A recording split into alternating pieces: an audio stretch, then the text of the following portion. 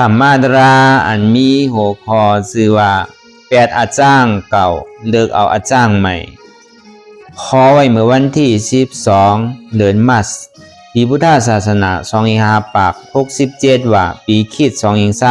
2024ขอไว้ที่วัดอนัตตาวิปัสสนากรรมฐานหนองเขียวเวียงตาขี้เหล็กเมืองไตปตอกคง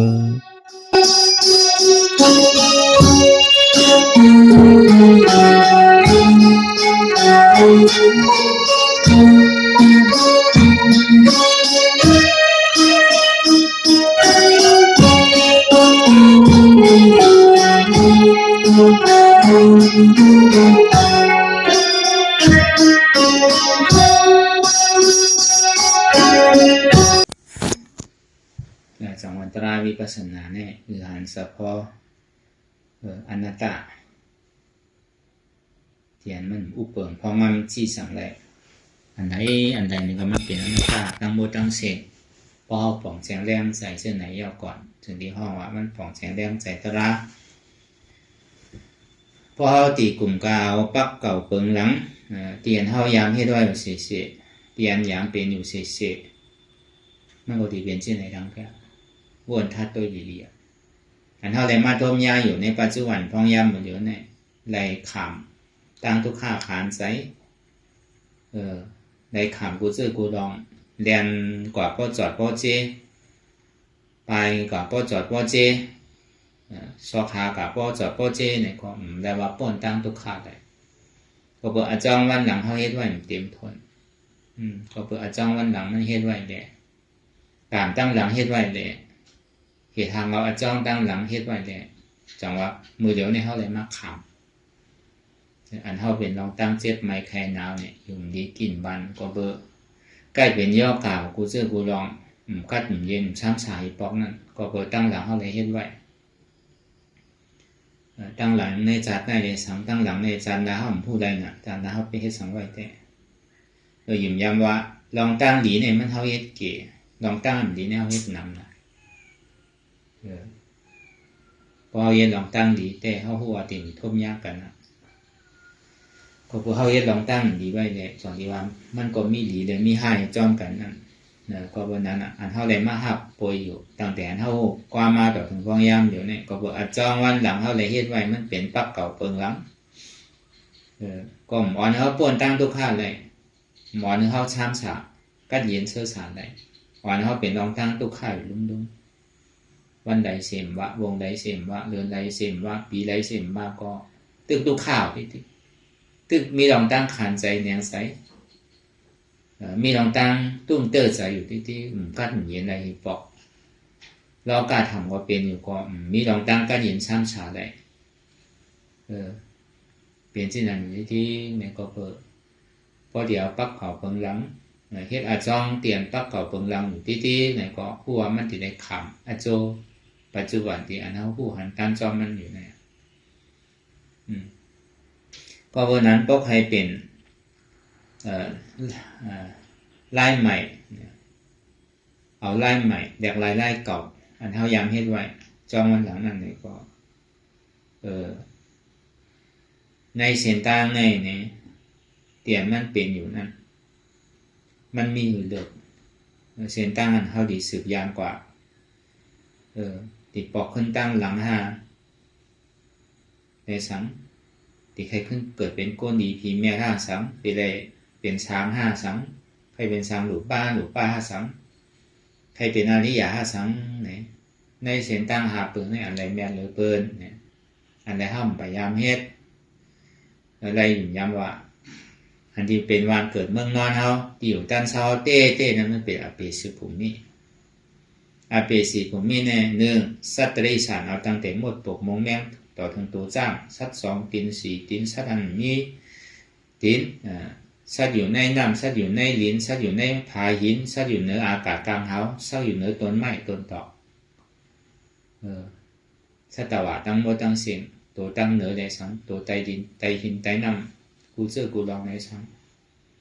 ตัวมีตีน2ตีน4ตีนตัวมีหลายตีนตัวนั้นมีตีนซะนั้นอันนี้ห้องว่าเป็นตัวสัตว์เดรัจฉานอันนั้น ได้ว่าใครนำเลยเปิ้นนะอันเท่าเกิดเป็นเมี้ยวนั้นสองมาเนี่ยเปตาเนี่ยเป็นเปตาเป็นเขตเป็นเปตาเป็นลองอึบลองหยาบเนี่ยก็บ่มีลองตั้งใจติดใจจับใจแห้งใจแป้นป้นตีถูกนี้ถูกสินถูกขอดป้นตีเลยสังในก็อ่อนขึ้นมาเป็นเปตาเข้าใจติดใจจับใจแป้นอันใดใบอันใจอันใดน่ะหงอันใดน่ะนี่ก็ซ้ำมาไปขึ้นหนังเก่าอ่ะผังเงินก็มาไปเงินหนังเก่าผังคำมาไปคำหนังเก่าอ่ะติดเฮิร์นมาไปเฮิร์นว่ะติดจองมาไปจองว่ะติดลิ้นมาไปลิ้นว่ะติดฉังก็มาไปนั่นน่ะต้องติดพาเรื่องสังการนั่นมาไปพาเรื่องสังการนั่นน่ะที่ว่าหันทักใจตาที่เป็นเปตาใจรอบป้าใครใครเป็นใครมีนั่นมันง่ายๆมันนาวานำเปตาเพราะมันมีหลายเสื้อหลายรองอันเท่ายามอ่านที่กันเท่าได้ยามถอดก็มันดีมีอยู่หนึ่งเก่าก็ในอสุรากายเขาว่าปินผลเมื่อเห็นหลีก็มีเมื่อเห็นทายก็มีเห็นล้อเล่สุนทานกันนั่นน่ะถ้าว่าเปิงเตียงอันหยาบมันก่อนมันก็มาตันมาเอาตาหน้าศีละมานั่งภาวนาโจแก้โจข้าวเอาศีลเอาธรรมปอกว่าวันกว่าเฮือนเอาซ้ำกับเฮ็ดผิดศีลนั่นแหละอันดีก็เฮ็ดอยู่อันท้ายก็เฮ็ดอยู่ล้อเล่สุนทานกันน่ะพอถึงเมื่อตายมานี่ครับเป็นอสุรกายปินผลว่ะลองตั้งหลีในอ่อนเฮือนกับเป็นผีว่ะมันได้เฮ็ดหลีไว้ครึ่งนึงเลยเฮ็ดท้ายไว้ครึ่งนึงน่ะพอกลางคืนมาเนี่ยนะผีมังเมียวทำมันไกลมีน่ะคนเอาเพราะว่ายามเฮ็ดลองตั้งหลีเมื่อคืนทำเป็นขุนผีเมื่อคืนว่ะกลางวันมาซ้ำกับเฮ็ดหากินน่ะซ้ำเป็นอสุรกายเหมือนผีหน้าลายลงนั่นได้กับคำนิจจังมาก็เป็นอสุรกายเปตาอสุรกายฉะนั้นได้คำเวทนาเตียนได้เอาเปิ้นดูเปิ้นหายเปิ้นตายเปิ้นปั้งอยู่เอาอาศักสายใจเปิ้นมาเลี้ยงอาศักสายใจเจ้าเก่าจังได๋เอาโคของเงินคำเปิ้นมาเลี้ยงอาศักสายเจ้าเก่าจังนั้นลักเลือดโจรเปิ้นเอามาเลี้ยงอาศักสายใจเจ้าเก่าจังนั้นแปดเรียนเปิ้นคือเปิ้นบ่รู้บ่ซุ่มใหญ่ซุ่มหลงนั่นมันเป็นกรรมบ่ได้ว่าครับผู้ปองในเฮาว่าแปดเรียนเนี่ยมันก็คือมี1ปอกมี1กอกเวลากรรมเดี๋ยวในเฮาหันมาน่ะในคิดกลับคิดผ่านมาก็แปดกันเมืองไทยก็แปดกันเมืองเขก็แปดกันเมืองมาแปดกันนั่นน่ะพอซุ่มอ่านโหล้านอ่านโห10ล้านมันก็บ่ย่องมันก็บ่แหมตัวตายนั่นก็บ่อาจจะตั้งผิดเท่ากับแปดตัวนั้นเบิ่งแต่ว่าเหตุการณ์ออนไลน์นั่นน่ะเหตุการณ์แปดกันแดนเหตุการณ์ต่อรองในออนไลน์แปดแดนกันในออนไลน์จังนั้นถึงดีเพิ่นบ่ได้ดูบ่ได้หมดตัวก็โจเพิ่นหาเงินหาคำมาใจพยายามต่อโจสุดปานมาซุ่มปอกกำเดียวเป็นน้ำหูน้ำตาใจดีงามยามมันเนี่ยหรือสิน้ำการนะครับแขมตัวเจ้าเก่าตายทางไหนอันแปดมันคดีน้ำคือโม่อันเท่ากับแปดกับแรมเหมือนนั่นเหมือนนั้นหรอลองตั้งแปดตั้งเหรียญเนี่ยมันก็มีมาลองตั้งยาเก้าโผเก้าเมฆบนวันนั้นมาเต็มมาเฮ็ดอยู่มันก็เฮ็ดล้อเล่สุนทานกันนั่นน่ะเฮ็ดสุนทานกันป้อมสุนทานในตกนาลายว่ะป้อสุนทานเนี่ยพอมันแห้งป่นน่ะนี่ก็พอมันเฮ็ดลองตั้งหลีมือกลางวันกลางขึ้นมาซ้ำเฮ็ดลองตั้งมือนี่ก็มีแล้วมันปิ่นผลกันน่ะคนเอาไหนบางก็เฮ็ดการมือกลางขึ้นน่ะบางก็เฮ็ดการมือกลางวันนั่นน่ะอันเฮ็ดก็เฮ็ดการมือกลางขึ้นกับการเลยลองมื้อเดียวเฮาก็ฮู้น่ะลองแอวลองบนลองเตี่ยวลองซื้อเป็นคาราโอเกะเป็นผับผ้าขายร้านอาหารตามค่ำกลางคืนน่ะเปี่ยวๆมนๆเซ่อๆในนิจากอยู่ในศีลหาเชนอ่ำมันอ่ำกึ้มเอาตัวใจเปิ้นตายแล้วเราโป๊กองเปิ้นกดโผกดเมเปิ้นฉะนั้นว่ากำแปดกำเรียนอยู่อันถ้าว่ามาเหมือนเจ้านั่นน่ะมันก็มีน่ะก็มันก็เข้ากันกลางคืนนะมันก็เข้ากันกลางวันเนี่ยอย่ากินแล้วเมายาเต็มกว่าสิเขาซ้ำมันก็เขาเฮ็ดตั้งหนีในมือกลางวันว่ะกลางคืนมาเนี่ยเขาซ้ำหาเฮ็ด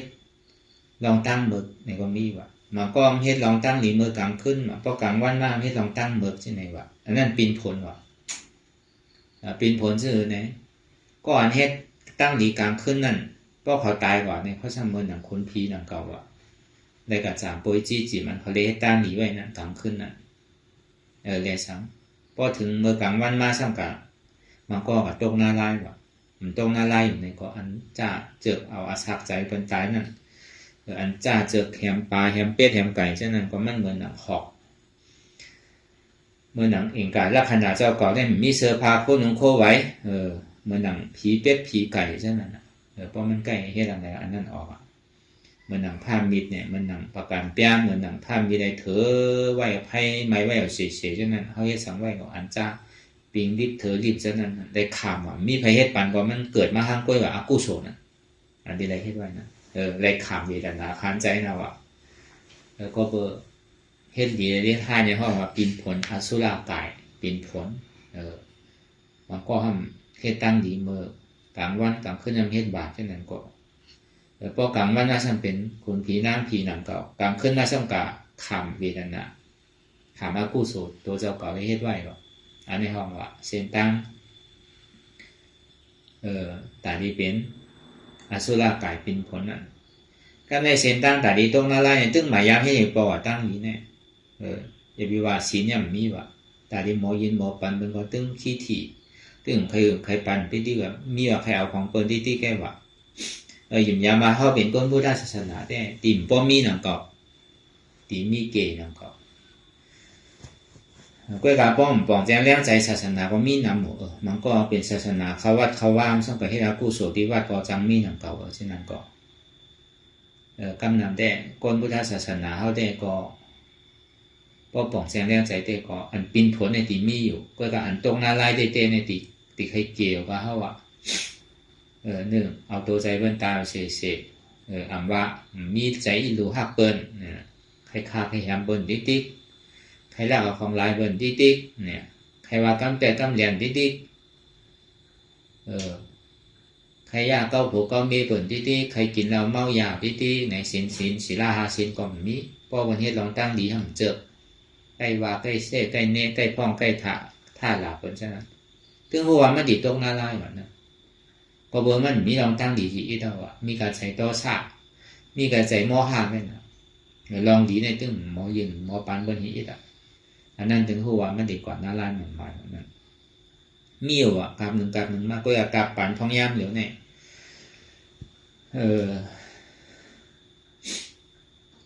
เฮาใคร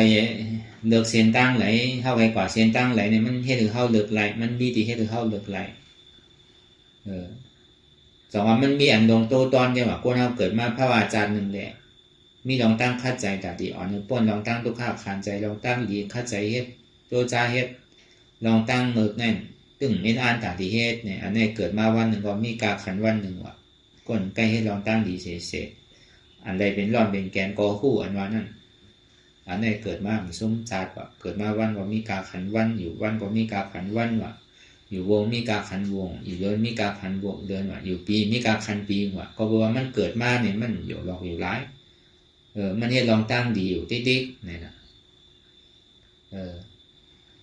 อันนี้ปองว่าถึงตีมันซุ่มหลอกซุ่มลายว่ะโกนเอาป้อมเฮ็ดสังสีอิสีลาเนี่ยเกิดมาก็หัวตีซุ่มลายในเส้นตั้งว่ามาในอเปสิผมมีเนี่ยมันเป็นตีอันตุกตีปุ่งไว้ว่ะมันเป็นอันเปียมนเสื้ออีดเนี่ยว่ะอันนี้ตาที่ขึ้นเกิดเป็นก้นเนี่ยป้อมมีศีลก็เกิดได้ว่าตาที่เป็นก้นเนี่ยจังว่าก้นเนี่ยมีศีลเนี่ยจะนี้มาเกิดเป็นก้นอันห้าเลยมาเกิดเป็นก้นเนี่ยก็เปิดเข้าเลยกำศีลไว้มีศีลศีลหาศีลไว้เข้าเลยมาเกิดเป็นก้นก็การมาเป็นย่อกาตั้งเจี๊ยบตั้งไม้จะไหนเนี่ยก็เปิดจังวันหลังเข้าเลยอากูโสอีดอ่อนเนี่ยมันใกล้มาปานาโจเหมือนเดียวนั่นน่ะ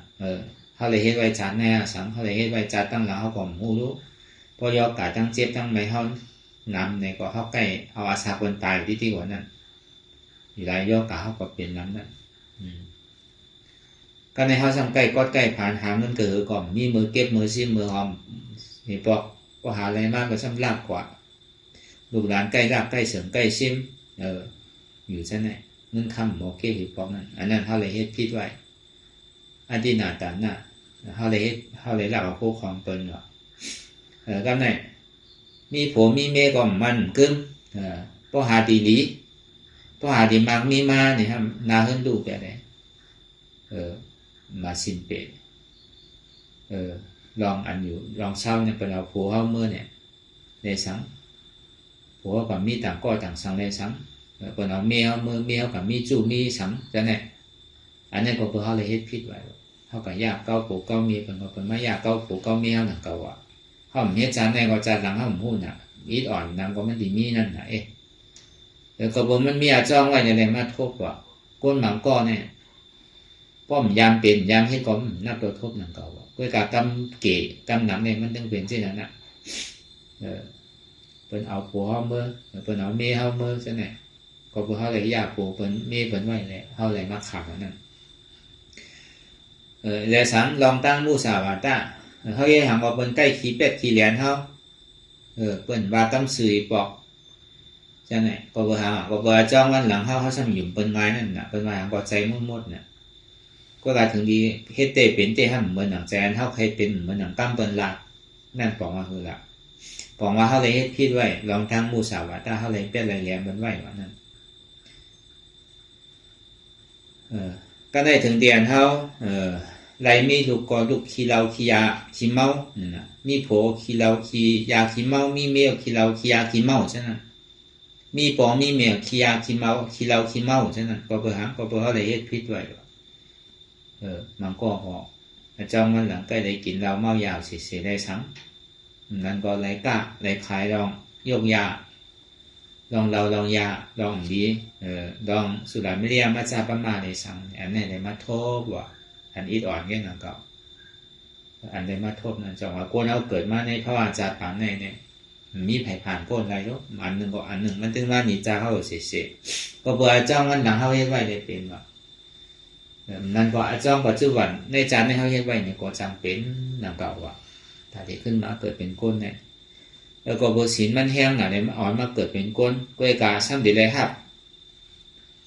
อันเท่าไรเฮ็ดไว้มันชุดเสียงอากุศลกรรมมันยังตึงมานิจาเฮานั่นไหนตึงมายามาเก่ามาจับเฮาที่ตินั่นน่ะอย่างก็มันมีอาจ้องหมดว่าอยู่ดีๆมันสิเป็นมาเลยเกิดขึ้นมาในกลางเฮาเลยเป็นไรหนังเก่าอ่ะกามันว่าเนี่ยมันกว่าจ้อมกูดีกูผายกูป้ายเด้อเสพาเป็นเจ้าก่อนรอดเด้อเสเจ้ายาหันตาที่อยากเข้าก่อนรอดได้ลูกคนบางมีดีเป็นคนเอาขั้นเป็นคนวันคนเมื่อคนโลกำถาว่ามันป้นอะไรหนังเก่าเนี่ยนั่นอาจารย์วันหลังประเทศไว้ว่าเนี่ยเฮาว่าตาที่ขึ้นมาเกิดเป็นก้นไงก็ต่อง่ายๆหนังเก่าเพราะเฮามีศีลในตาเฮาตั้งนาเฮาดีขึ้นเกิดเป็นก้นขึ้นในอย่าไปทำก็ได้ตาที่เป็นผีใจให้หนูสูงเดเซนเป็นก้นทางว่าตาที่เป็นผีมีศีลศีลไล่อ่ำกาเนี่ยมีใจอีดูเมตตามีลองตั้งสากะมีลองตั้งจอยเหลืออันถูกดีจอยอันถูกดินจอยจังไหนไว้ใจว่าวิเนี่ยสัตว์ทั้งหมดตั้งเสียงหมกปกมงแม่ก่อถึงตัวสร้างมีอะไรก็หมอยินหมอพันอยู่เช่นไหนจอยเปิ้นยืนดูปันเปิ้นอันใดถูกตีโกขายอันใดถูกตีไว้ที่ซานใดถูกตีอยู่ดีต้านซ้ำหมอเลิกว่านั่นพออยู่ในศาสนาพุทธข้ามราเป็นเจ้าในอยู่ต่างเจอมันอะไรต่างต้นเนาะนอกเสือเลเสียก็สละพระผ้าเป็นเจ้าของยาวเนี่ยก็ศาสนาต่างเจอต่างรองสองนี้มันเป็นกู้โฉเนี่ยเป็นอยู่นังเก่าอ่ะก็กะอาโจมันเก็บอ่ะมันอ่ะอังกุลานั่นคุณเพียงกุลานั่นดูมาในข้าวตั้งอยู่อ่าน60,000 ปีมันอังกุลามันก่อนอยู่มาในข้าวตั้งอ่าน60,000เมื่ออาศักกว่าปันเมืองพองยันนั่นเนี่ยกวนอะไรมีอาสาคา10,000 ปีว่ะปองหนึ่งมันซ้ำเป็นปอก้าเนี่ยมันก็ซ้ำกว่าทบเพนำอึบสังอะไรจากนี้มีผีเขามาย่าปันเนี่ยเอานำมาสังมาปันเขาเลยเขาก็เลยกินวัวเขาเลยกินถึงดีถามมาเนี่ยที่อย่างในพุ่งตะโคบ่ใหญ่แต่ในการเลยสังว่าเมื่อปานศาสนาพระเป็นเจ้าเนี่ยก็เบอร์เลยอยู่นำเลยสังก็เบอร์เลยมีศีลเลยสังก็ไหนต่อแต่หนึ่งคึงเคลื่อนแก่เลยสังต่อแต่เลยดูนำหนึ่งก็ไปเลยสังก็เบอร์เลยดูอิดอ่อนตันในแก่เนี่ยก็อาโจมันป้อนนำตันในสำหรับทมยาศาสนาพระเป็นเจ้านั่นแหละก็ในมันก็ปองมาเนี่ยก็ในสีน้ำเมืองนั้นเฮ็ดดีอยู่ตีเศร้าไว้หนึ่งเศร้าอยู่ศาสนาเนี่ยจากนี้มีห้องอาบน้ำเนี่ยมีตีหรือตีเศร้าไว้ในข้าวตั้งอ่าน60,000 ปีมัน กาปานเมื่อนั้นมีอายุ50,000 ปีแล้วหลุดจากสุดปานถึงนี้มันตายกว่าก็เป็นคนพีหนังกว่านั่นถึงวันหนึ่งมาเนี่ยอินตาก้าเนี่ยอินตาก้าทำเป็นอันนี้ซ้ำใดอยู่ที่ซ้ำใดอยู่ต้านที่เจ้าอาชาจีว่ะอินตาก้านะเพราะอะไรอยู่ต้านเนี่ยมันในต้นได้เลยดูเขาหนึ่งกับเขาหนึ่งเป็นห้องเขาเลี้ยวต้นได้เลยดูได้ต้านแกต้นได้เลยดูปอกเดียวถึงมันตายกว่าเนี่ยมันซ้ำกับเป็นคนผีมีแต่พุ่งตะโคนว่ะต้นได้ดูปอกเดียวไว้ไหนถึงเมื่อพระเป็นเจ้าเขาครบว่ามาถึง7 ว่าเนี่ยพระเป็นเจ้าจะนี้ขึ้นกว่าเมืองผีเลยกับวัตราเมืองผียังงั้นตาดิชอดเอาก็เป็นเมสีมายาคนผีมายานั่นในจันตุสีตาก้อยกามจังนั่นในภาพเป็นเจ้าอยู่ที่จันตาวตีสาได้คนผีเขากับปังก็เป็นเมมันเจ้าซ้ำเย็นเป็นคนผีพอเกิดมันเจ้าใน7 วันก็นอนเพลก็ขึ้นต่อเขาถึงเมืองผีตุสีตาคน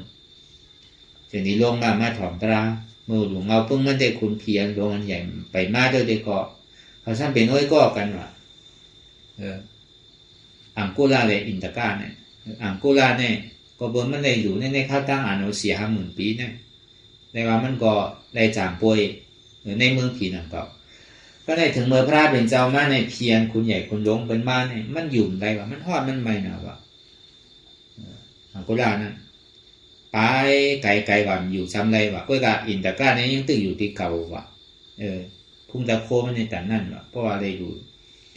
ในศาสนาพุทธคำราเป็นเจ้าเนี่ยมันมีอะไรนั่นมันต่อแต่ที่ได้ทบในญาณนั่นเมื่ออังกุลาเนี่ยทบญาไผ่ลูกคนนั้นมีศีลมีธรรมก็ทบได้ดูพระเจ้าพุทธาก็แค่ได้ดูศาสนาพระเป็นเจ้าก็มีพระเจ้าพุทธาก็มีได้ดูก้นมีศีลมีธรรมนั่นแหละแล้วก็ได้ดูในข้าวตังบอกขนาดหนึ่งก่อนนี่ก็พ่อหนีมันยังต่างอันดูปอกเหลียวเนี่ยว่าเขาวันตั้งนั่นเพราะมีอย่างเป็นยา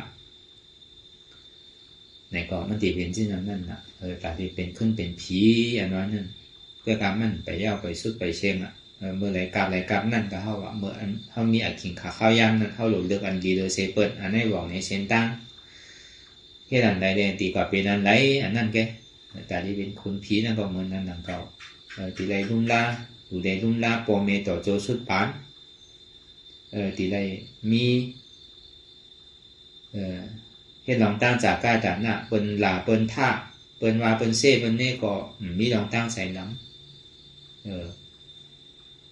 เปิ้นยองอ้างก็มีหลองตั้งส้มแต่ที่เป็นเส้นตั้งแต่ที่เป็นพีเนี่ยพระเป็นเจ้าก็ห่อไว้มีอยู่นะเก่าแต่ที่เป็นคนเช็ดจ้างนะแล้วก็วันนั้นต่อถึงเมืองผีเย้าเตว่าใจไปซุงบอกคือเขาเอาใกล้เอาสินอยู่เฉยเอาสิน8อยู่ในอุโปสถาศีลาเพราะเป็นผีสั้นสูงกว่าตึงอยู่จากกายเลยตึงมีสินตัวตอนจะสิน5แทนขึ้นกว่าเป็นสิน8ได้3ซะหน่อยอย่าบอกกับอดพอถึงเมืองผีเนี่ยเจ้าได้ตาดีเป็นสังหรือป้าดูเนี่ยที่ได้เอาปฐมมาตุติยาตติยาขึ้นกว่าในอนุสติได้สังในสมถะ40เนี่ยพอถึงเมืองหรือป้าในเสียงต่างมันมีไว้ก็การตาดีเป็นอริยาในเนี่ยก็ตาดีแม่หล่อนต้อนเกลือนว่ามาตั้งเสียงเนี่ยตาดีคือเป็นอริยาอันนี้แม่เลยเปิ่นอันเท่าเฮ็ดกันพ่อย่ำอยู่เนี่ยอันที่เฮาว่ามาเนี่ยก็เปิดของในทบในย่ำเหมือนเฮามันก็มีศาสนาศักดิ์สิทธิ์มันก็เคยได้หันได้ยุ่มใส่ได้ปฏิอยู่ด้านเช้าเนี่ยผีมันก็มีหลายจุ่มนั่นเก่าอ่ะมีวันหนึ่งพระเป็นเจ้าตื่นอยู่เช้าก็บอกว่าพอกลางขึ้นมาเนี่ยในคุณผีเขาเนี่ยอ้อนกันมาไว้สาพระเป็นเจ้ามาถามมันก็มาถามเทศนามันก็มาถามลองกะละมันก็มาถามลองตัวเจ้าเก่าที่ได้กล่าวว่าจอดถึงก็เบอร์อะไรให้สังไว้เนี่ยสังกับเป็นผีอย่างนั้นนั่นสังขึ้นมาเราต่างในพระเป็นเจ้าก็ถึงกลางขึ้นมาจำเต็งขึ้นมาคุณผีเขาลงมาพอลงมาก็มาถอมตะลาพระเป็นเจ้ามันก็มาถามตาลามเหมือนเขาว่ามาเหมือนเจ้าสองว่ามีคนพิจุ่มหนึ่งแน่พอเปิดเมื่อศาสนาพุทธคำพระเป็นเจ้าในหันสังขารยหันมาอ่านหูเหมือนโอเชียนนั่นเนี่ยก็ตัวเตยุ่มใส่ตัวเตไวช้าเช่นนั้นนะเขาใกล้หันมันนะ trong ta cái này chẳngว่ากู้โสตั้งนี้เนี่ยพอเขาหมอเอาเนี่ยมันไหลกูไผ่ตอนนั้นหันเขาหมอยุ่มย้ำหมอยุ่มหมอยุ่มย้ำหมอไวหมอซาหมอหูจับปีต่ำปีสูงไหนก็เป็นกู้โสนังเขาอ่ะผีจุ่มนั้นลงมาต่างเราในพระเป็นเจ้าว่าอ๋อก็เปิดเมื่อศาสนาพุทธคำพระเป็นเจ้าเนี่ยคาเป้เขาได้ในหลุมได้ต้านเนี่ยก้อยกะได้หักตอนได้ไวได้สาได้ยุ่มได้โคใส่แล้วก็เปิดตั้งดีอันเขามีลองตั้งห่มส้มลองไรไวได้สาเนี่ยมันถึงที่วันเขาเนี่ยมันเป็นคุณเพียวเนี่ยวะในจุ่มหนึ่งนั้นเพราะว่านั้นในกู้โสตั้งนี้เขาในต่อเต้ให้กันนั่นก้อยแกมันไปเป้งป้อใจเดือดขาเนี่ยสมาเขามาเกิดเป็นโกนยาวเนี่ยนะเขาที่คัดใจให้ถึงป้อถึงตีถึงตั้งเนี่ยวะก็เบอร์เขาต่อเต้เลยหัดตอนนี้ยุ่มครัวไว้สากันนั่นก้อยแกทุ่งตะโคก็ย่ำไปขึ้นเทียนมีอยู่ตั้งเหนือเขาแท้เนี่ยวะป้อไว้สาพระเป็นเจ้าของเมืองวะก็เบอร์ป้อเขาเป็นพีเขาจังให้ห้ามนะจังให้เราหนาตั้งนี้เนี่ยก็เบอร์มันเปี่ยวป่นตีหนักเนี่ยมันเปี่ยวมันก็คือน่ะก็เส้นจ้าด้วยดีๆมันมีขิงมีข้าวแบบก้นทั้งมือตึกเปี่ยวเนี่ยต่อเมื่อพิงจ้าตู้มาหนาสีกาใน1 วันเขาเนี่ยว่าเป็น50 ปีเมื่อเขาน่ะจันแต่ว่าติ่งสาใน1 วันเขาเป็นปากปีเมื่อเขาน่ะเหมือนเขาพอเขาเปี่ยวเนี่ยเขาพอลืมวันลืมคืนเนาะด้วยเราวนด้วยดีแล้วกรรมก็เนี่ยเหมือนพระเป็นเจ้าเนี่ยเขาว่ามังกรเขาไปอยู่ในเมืองแต่ว่าติ่งสาเมืองขุนผีเสียจ้า32นั่นคุณหมากข้านั้นถ้าวัน1 วันเนี่ยพวกเขาเปี่ยวอยู่ในอายงกับมังกรก็บนในเมืองผีมันเปี่ยวนะวะการคนผีกับเปี่ยวซ้ำน้ำผีเขาวันน้ำผีมีเป็นสีหาปากแล้วมันก็มีเป็นเหี่ยงๆด้วยพวกเป็นคนผีในขั้นมีคือกับหัวเนี่ยมันเปี่ยวอยู่ในอายงกับมังกร1 วันเขาแน่พวกกลุ่มกาเปี่ยวเขาดื้อมาน่ะ1 วันเนี่ยพวกปากผีพาเป็นเจ้าตึกอายุอะไรอยู่80 ปีก็รู้เช่นจ้าด้วยพาเป็นเจ้าตึกอยู่เช่าในบ้านในเขาตั้ง45 บาทเต้นน่ะเพราะ45 บาทในครึ่งวันเนี่ยมันไปถึงน่ะเพราะดีว่าในเมืองผีของตาบติงสานั่นเพราะว่าเมืองจตุมหาราชิกาเนี่ย1 วันแค่น่ะ1 วันเนี่ยพอเลย50 ปีเมื่อเขาน่ะพาเป็นเจ้าช่างอยู่45 บาทไปแล้วยังไปถึงวันดีนั่นเพราะมันเปี่ยวมวลเสื้อที่ไหนมันลืมมาโคนเขาว่าเปี่ยวว่ามวลบ่เสื้อเนี่ยถึงดีป่นเมื่อไหร่ก่อนมือฟูมาผ้าเป็นเจ้าพ่อนี่ป่านั่นเนาะเจนจ้าตัวตั้งไว้มันตั้งเปี่ยวมันในตัดนั่นเนาะมันคู่ใจอะไรวะแต่ที่ให้ลองตั้งนี้เนี่ยก็ว่ามันติดอยู่ในอายงกรรมโขงห้าวแห้งป่นตีนั่นแหละผีเขาเนี่ยมันเป็นเช่นนั้นวะป่นกว่าก็ในทางจุ้งหนึ่งซ้ำมาเราต่างทางว่าเขาเนี่ยก็เบิ่งมือปานข้าเป็นเจ้าศาสนาผ้าเป็นเจ้าเขาเนี่ยเลยปัดเลยเพียวเลยห่มจมไวสาย่อมก้าในเขาซ้ำในปัดอยู่ตั้งเศร้าเลยสื่อดีอยู่ที่เศร้าบันแบบนี้เหมือนเท่าเนี่ยไม่เห็นอยู่นั่นนะปัดเพียวอ่อนกันปัดอ่อนกันเพียวนั่นนะว่าไวเสตนาดีงามเขาเลยปัดเลยเพียวดีอยู่ตั้งเศร้าวัดว่าผาสื่อใช่ไหมแต่อย่าดีว่ามันเป็นกุศลนะเป็นกุศลนั่นอันเท่าไรไวอยู่กูวันนี่ก็เป็นกุศลอ่ะเพราะเขาไว้ใจศาสนาดีงามๆเนี่ยเป็นกู้โซนของเขาอันนี้เราลาดนี้เมื่อปานท่าเป็นเจ้าเนี่ยเมื่อทมยาหลวงพ่อพระเป็นเจ้าเนี่ยไปว่าทมยาพระเป็นเจ้าเตอะทมยาหลวงพ่อพระเป็นเจ้าไว้พรดีมันพอต่างนั่นหรอกในปัตติอยู่ตีตั้นเศร้าใช่ไหมผมโจมในหับในตอนนี้ผมกล้าซ้ำในสื่อที่อยู่ตีเศร้ากันนั่นนะโกนเท่าก่อนมันเหมือนที่นั้นมันเหมือนกันเช่นๆนะเพราะโกนหนำแต่ก็บริษัทขาเมื่อกูปองให้มันนำหนาลูกอ่านหุ่นเหมือนโฮแชนมันน่ะตีได้ปัดตีได้อยู่ตีอยู่ตั้งเศร้าตีวิทย์ว่าวัดว่าผาเสือใช่ไหมก่อนเดี๋ยวว่าตามเบอร์ของหัวตั้งความมันแต่ในเมืองอินเดียมันเป็นหรอเนาะความเอาความเต้ๆใหญ่ก็ใหญ่เต้ๆก็วันนั้นในปัดเพียวที่อยู่ก็เบอร์พ่อนเนียนในเฮ็ดนั่นก็อ่อนเขากับเป็นคนเพียแขนมีพุ่งตะโคเหลือนผีจุ่มมันตั้งคาวเนี่ยก็กำไปเป้งป้อใจคาเขาเตอค่ะก็เบอร์อันพุ่งตะโคอันกระดันเขียนหรือเขาในตึงมีทางเนี่ยว่าสาวเขาเกิดมาเป็นก้นในเขาดีเต็มทนหรอกเพราะเกิดมาเป็นคนทบยาศาสนานะจะว่าเกิดมาเป็นก้นมาทบยาศาสนาก็มันจังให้เรือ ก็วันนั้นแหละซ้ำก็ปอกมือขึ้นว่านั้นผีจุ่มที่2ก็ในผีจุ่มที่3มาในซ้ำมาต่างเราลานในทางคาเขาได้ก็แม่หลอนตอนเก้เนี่ยผียันมาจุ่มมือเจ้าทน1ทน2เขาเนี่ยมือดูภาพพระเป็นเจ้าศาสนาพระเป็นเจ้าในเขาก็ได้ฮับได้องค์จมยุ่งโคเลยไว้เลยสาหรือเช่นนั้นในปัดอยู่ดีอยู่ด้านเศร้าปันอยู่หรือเช่นนั้นซ้ำไรนั่งอยู่ไรนั่งไรถ่อมว่ะเหมือนเป็นฮอตะล่าเหมือนเป็นปั่นศีลปั่นธรรมมันก็เฮาว่ะได้ไว้อะไรเอาฮับศีลฮับธรรมของนั่นน่ะก็เบิ่นนั้นในเขาก็ถ่อมว่าเช่นนั้นน่ะมันก็ควรทำเหมือนกันนั่นถ่อมเนี่ยก็ยาวนั่นน่ะมันได้เป็นจุ้มเหมือนนั่นน่ะแซ่ถ่อมหมอเข้าใจนั่นน่ะได้นั่งถ่อมอยู่ต่อพอสู้อยู่นั่งเก่าก็กำปองใจเป็นฮอตะล่าสังคมหมู่กลุ่มการหลงเงาลักเว้นน่ะกลุ่มการหลงอุกันไม่รู้นั่นก็ได้ว่าเป็นความดีซ้ำเป็นหนังเก่าอ่ะก็การมันหลีเต้มันแค่นเดือเสียในโจข้าวอันเฮาตึกถอมตึกนาง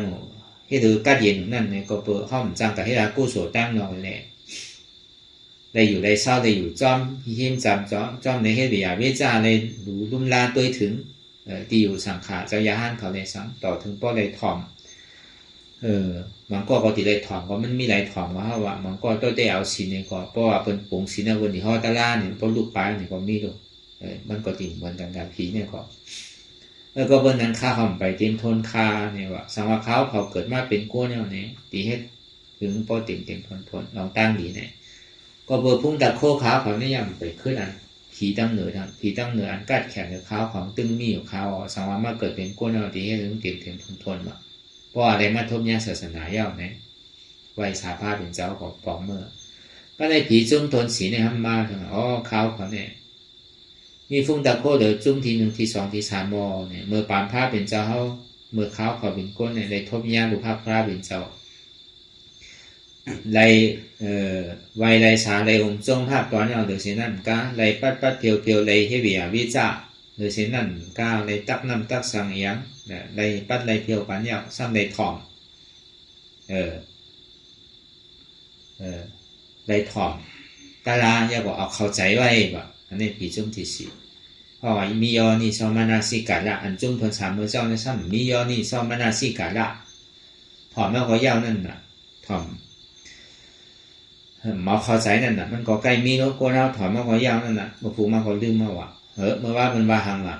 นะอยู่ลายเปิ้นป้อเลยใส่หัวคอตะลามันนั่นน่ะบ่เดี๋ยวแน่ตะลาโหแน่เปิ้นว่าสิไหนวะเดี๋ยวบ่เดี๋ยวได้มันคือกราบขึ้นปานเนาะ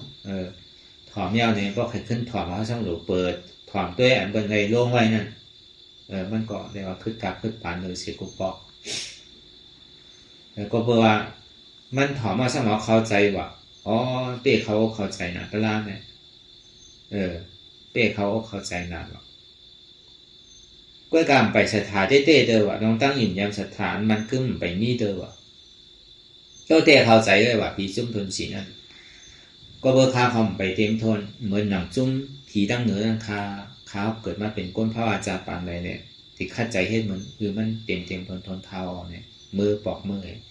ก็ในจุ้มผีทนทานั่นในซ้ำปอกขึ้นมาเหล่าลามีพระเป็นเจ้าเขาทำเนื้อขาวเขาได้หุ่นดาโคได้แคมได้สร้างสารเลยเพียนสีจุ้มนั่นเนี่ยข้าวเขาเนี่ยไรปัดไรหงจมไรไวไรสาไรปัดติวตันเศร้าหรือเช่นนั้นก้าเนี่ยไรเบียวิจาไรถ่อมคอสั่งกำสอนถ่อมมาสมองเข้าใจเอาซ้ำศรัทธาในตัวในใจเสียว่า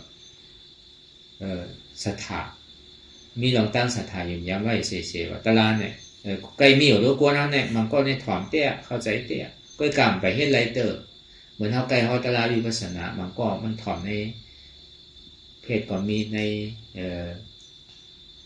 อยู่ทูตก็มีน่ะมันเข้าใจอยู่ก็กำไปท่าเทศว่ามันก็มีหลายก็มันเป็นถ่อมก็เช่นนั้นก็ปกติมาเฮ็ดเตี้ยทำโกว่าเขาเนี่ยมือถ่อมเนี่ยอัพมันตั้งตีเฮ็ดไรอยู่อันใดก็เข้าใจอยู่สถาเตี้ยอิ่มย้ำเตี้ยใกล้ถ่อมอยู่เฉยก็เบิ่มไปท่าเทศเตอนั่นน่ะก็ไปใจเลยว่าสถาก็ไปเฮ็ดเลยก็ มันไปว่าเตรียมทนแต่ว่าก็บนนั้นเนี่ยมันไปเตรียมทนค้าเนี่ยว่าซ้ำสาได้ซ้ำสาเลยเพียนสีจุ่มหนึ่งเก่าว่ะก้วยกะไปป้นลองตั้งทุกข้าเลยเด้อว่าสังวามาเกิดเป็นก้นนั่นว่านั่นขาวเขาดีคัดใจให้เลยมันเตรียมทนเนี่ยว่าที่นั่นว่ามันเราลัดในพระเป็นเจ้าก็ปอกมือว่าก็ไหนก็ในผีจุ่มทนหกว่าก็ไหนผีจุ่มกำลังสุดละทนหกไหนมาเราลัดในพระเป็นเจ้าขาวเขาเป็นผีจุ่มทนหกเนี่ยหลอนตอนเกเดี๋ยวเขียนหาจุ่มนั่นเนี่ยเขาเนี่ยเมื่อเขาตื่นเป็นก้นอยู่ในเฮ็ดในวัยในสาในเฮ็ดเบียวิจารเขาในเฮ็ดในวัยในสาในถ่อมตะลาย่าก็เอาเขาใจย่าก็มีดองตั้งศรัทธาอยู่ย้ำซ้ำในจ้างตื้อกำเต้ๆนาเขาก็เบอร์นั้นในคาเขาเมียวลองตั้งข้องคำใจลองตั้งเหนียงแสนว่าในเมียวนี่ว่าเขาเขาในเตรียมทนกูเจอกูลองบอกอันนี้ปอนเป็นเพียที่ยาวนะเป็นอาทิยาจะมีลานอะไรที่นั้นนะโดยเสียนหาจุ่มเนี่ยไปเป็นอาทิยาที่ก็เบอร์ยังติดในตุกขายังมุมมองใครเกิดเป็นก้นอยู่ป้อมเป็นก้นของเจ้าเฮ็ดนั่นน่ะว่าเป็นอาทิยาเนี่ยก็มันดูเขาว่ามันน่ะมันเต็มทนเนี่ยว่านั่นผีก็มันละลัดเนี่ยเขาได้มีลองตั้งกันเย็นมีลองตั้งเต็มทนมีลองตั้งเข่เขียนคอยพยาเขาเต็มทนกูเจอกูลองเอาเนี่ยบ้าว่ะสมมติว่าเกิดเป็นก้นดิไม่เฮ็ดก็เบอร์เป็นผีอาทิยาผู้ว่ามันดีขึ้นดั้งเนยมันดีกว่าทางหน้าปอกขึ้นทางหลังได้นะมันดีใครมาเกิดทางนั้นละเกิดเป็นก้นว่านั่นอันนี้ว่าก็เบอร์นั้นคือเขาพอเอาเขาอกเขาใส่ห้าเลยไหวมันหนังผีจุ่มทนพวกมันเขาติดเรียมขึ้นไม่กินแหนมเขาติดอะไรเสียตาทางเขาเลยคัดใจอะไรว่าพอมาสอนตัวเขาเลยมาจ้างตื้อกรรมก็เลยว่ามันเข่าอยู่ในจุ่มทนหกนั่นน่ะเพราะเขามีศรัทธาเขาก็ติดเฮ็ดนั่นเก่าเขาก็ชอบถึงเมื่อไรปลายถึงเมื่อไรเขาก็ติดอยู่ในเฮ็ดเรานั่นปองมีศรัทธ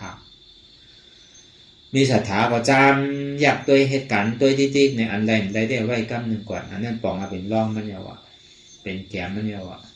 วันหนึ่งก็มันติดทบติดย่าหนึ่งก็พอถึงติดทบย่ามาก็เขาก็ติดเลยกึศไม่กินอย่างมันหนังผีหาจุ่มนั่นน่ะเขาติดได้ป้วนเต้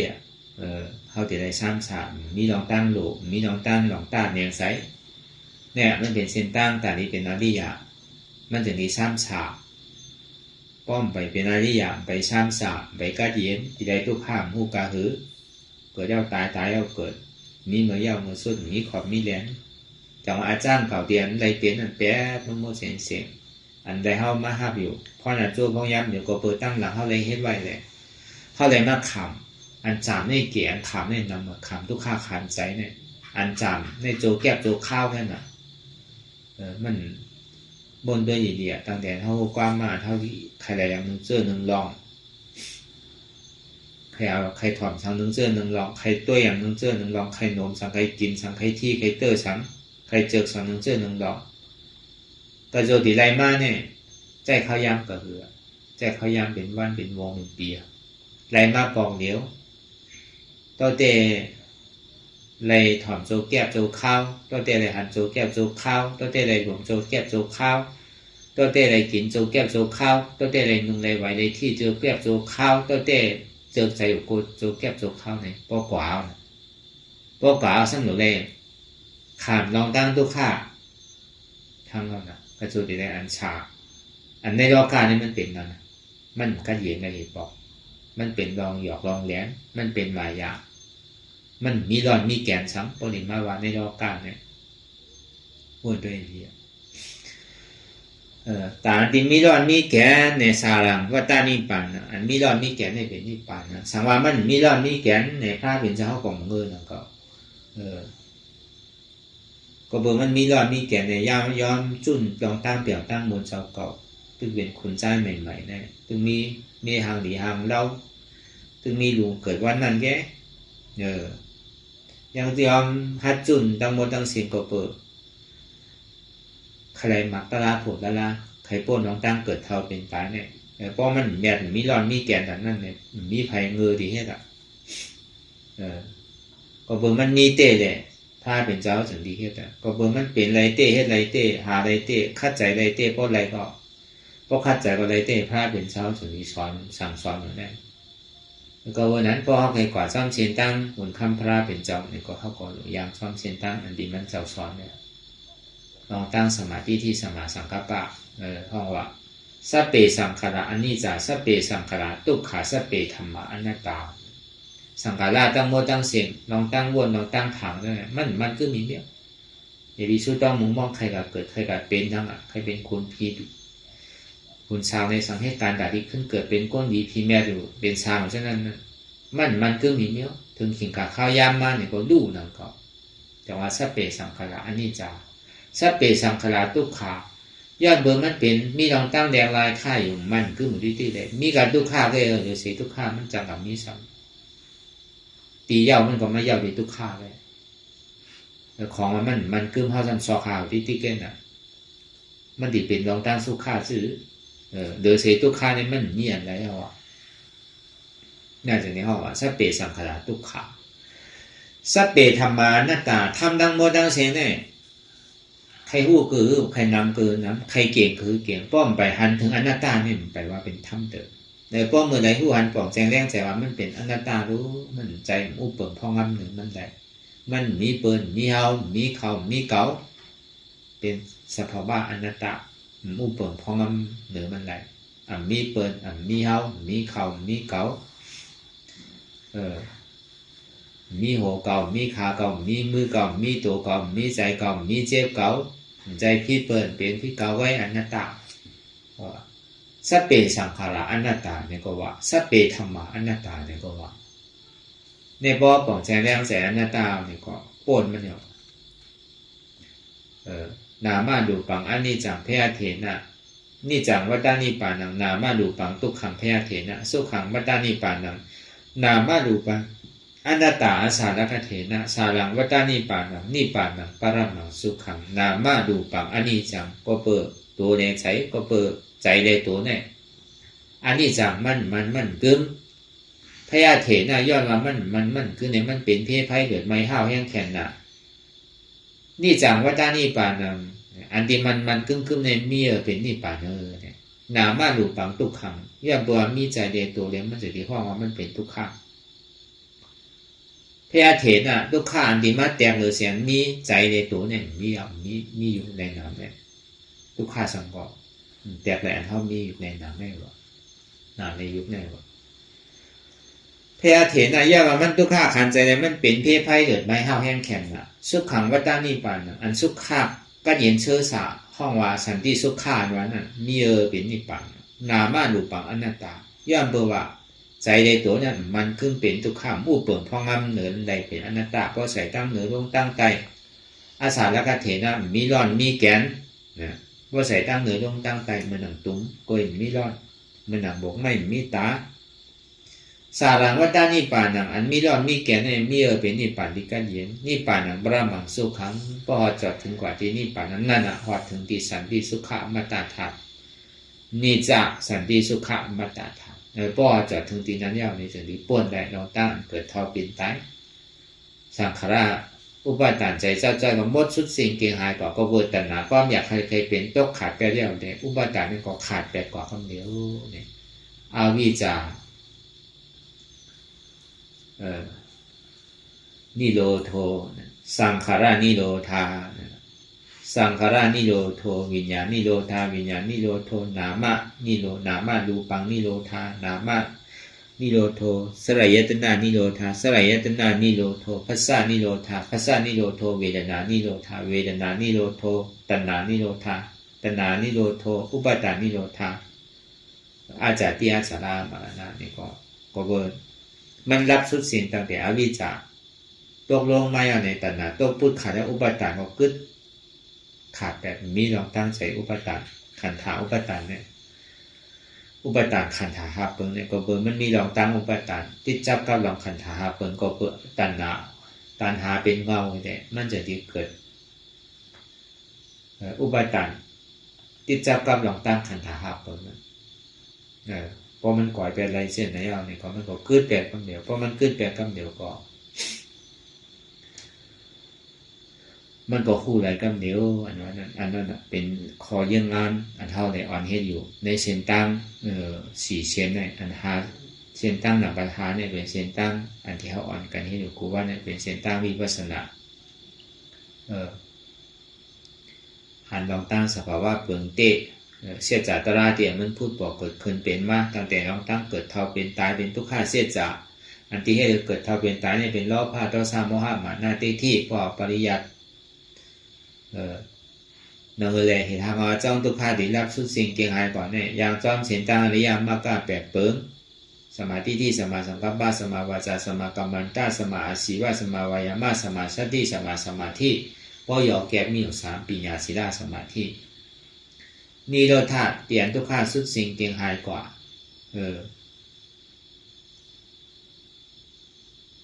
เตียนนำเกิดเท่าเป็นตายเท่ามาเป็นนิพพานเพราะว่านิโรธาเสียจากเตียนตุกสุดสิ่งเกียงหายติเจ็บสุดสิ่งเกียงหายติอัตตาติที่วิจิสัตตุกตกลงกันนั่นเท่าว่าผลอเจอสุขาว่านิโรธาในปอปริยัติว่าปอปฏิวัติว่าอันเท่าไรทบในเง่าของย่ำเดี๋ยวเนี่ย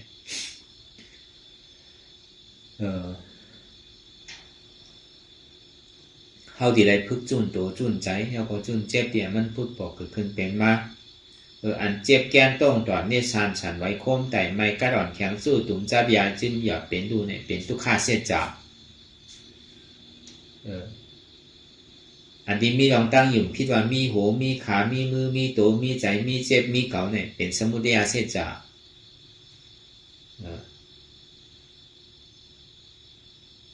อันที่ว่ามีหัวมีขามีมือมีตัวมีใจมีเจ็บใจคิดว่าที่เก่าไว้อนัตตาอันนั้นห้องว่ามรรคเสียจาก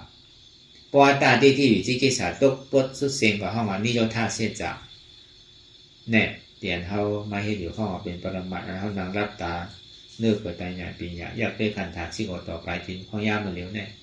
เหือนเจ็บแก้นต้องต่อเนี่ยสารสันไว้คมแต่ไม่กระดองอย่างสู้ถุงซ้ำยายจิ้มหยอดเป็นลูก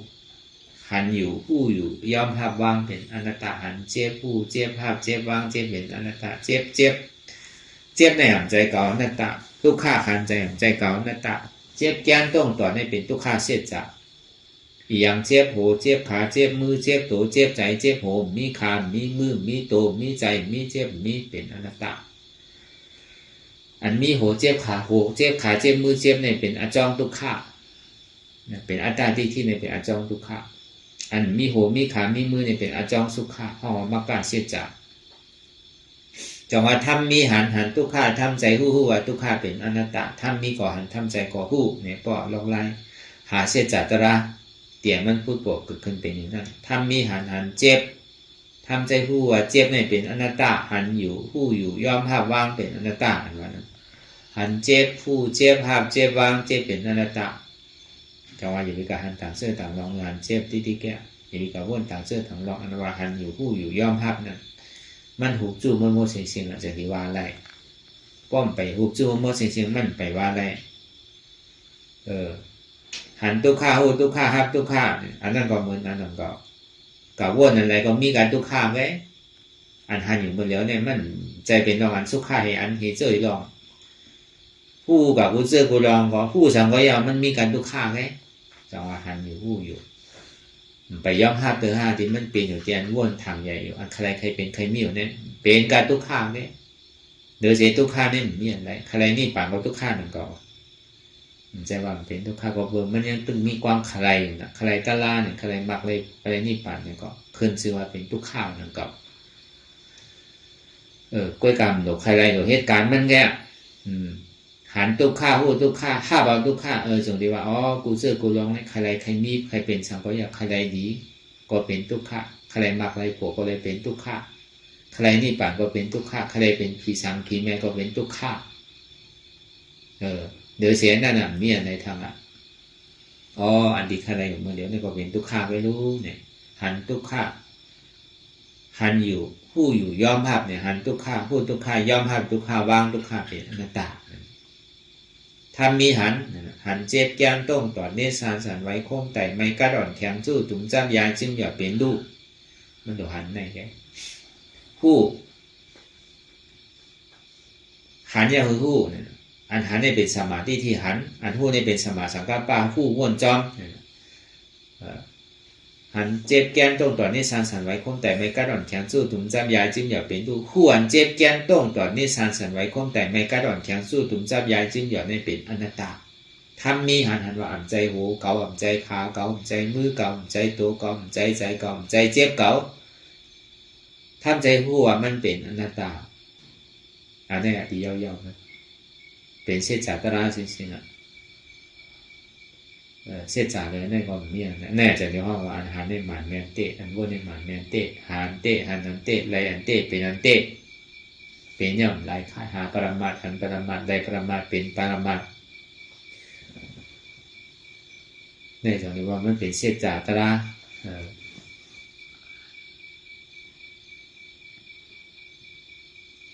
หา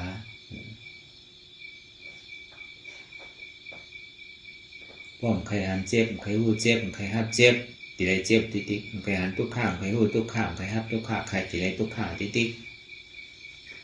พอใครป้นลองตามทุกข้างก็ตีได้หาพอหาตีได้หันเอาตีได้หู้เอาตีได้ฮับเอาอย่าเขาว่างได้จังหวะพอใกล้สร้างที่ไหนที่ไหนอยู่กับทุกข้าของโกทุกข้าอยู่กับสุข้าของติดมันก็กุศลกุลองนี่มันเป็นสภาวะยุคทาที่การเชี่ยงอันเจ็บแก้มต้องต่อเนสานเนี่ยมันเป็นยุคตลาเป็นสภาวะยุคตลามันมีสภาวะสืบเป็นสืบรูปแรกลายค่ายกว่าที่ใครขาวนก็มันนึกเป็นรองวันที่นั่นที่ก็แต่ว่าเจ็บเนี่ยมันมีเป็นคือเป็นสอบเป็นว่าเป็นรับมันมีรองตั้งสืบเป็นสืบรูปเป็นสันตติอันที่มันกับหู้เจี๊ยบหู้เสียหู้ไม้หู้แก้งอยู่เช่นนั้นเป็นหนามตะลาเป็นเจี๊ยบแก้นต้มต่อนี่สานสันไว้คมแต่นี่เป็นธาตุลมอันไม้กระดุนน้ำนี่เป็นธาตุไฟอันนักหล่อแข็งนี่เป็นธาตุลิ้นอันจับยายชิ้นเหยานี่เป็นธาตุน้ำอันไม้กระดุนน้ำเป็นธาตุไฟนี่เขาเป็นหนามตะลาพอหนามธาตุเวทนาธาตุอันเกาเจ็บเกาเสียบมันเจ็บน่ะมันคานใจน่ะนั่นทุกข้าคานใจอนุรักษ์ไม่หยาดใจพอดีพูดตีขาดโหพอดีพูดตีขาดเกาตีตายเอาเช่นนั้นน่าห้อเวทนาธาตุหรืออันเจ็บแก้มต้นก่อนเป็นทุกข้าเวทนาพอเป็นเวทนาธาตุทำสามตัวเนี่ยเป็นเส้นตั้งแต่ในความนิพพานเป็นยุคธาตุเวทนาธาตุยุคธาตุนามธาตุเวทนาธาตุช่างดีได้เอาอย่างเนื้อเลยมันปกติเขาล็อกเขาไล่มันจะเป็นธาตุอะไรนั่นที่เอาอะไรล่ะธาตุเนี่ยมันตึงคือจ้อมกันอ่ะพอมันดูมันก่อยมันปังมาใครเหลือใจเพราะมีธาตุตะลาเข้ากับพึกจ้อมมันก่อเพราะมันตีแตกตีรูตีก่อยตีปังก่อป้อมหมอไว้ว่างใช้ป้อมเอาธาตุตะลาเข้ากับงามจ้อมเข้ากับเหตุการณ์มันจ้อมเนี่ยก็มือมันดีใจพูดใจขาดมือมันดีแตกตายก่อนนั่นเหมือนเขาวางมาเหมือนเจ้าตายเลยลองล่อผ้ากับเป็นเป๊กตาตายลองต่อซ่ากับตุกนาไลต่อตายลองหม้อห้ากับเป็นสติสันตายลองอัตตามาหน้ากับเป็นอสุรกาย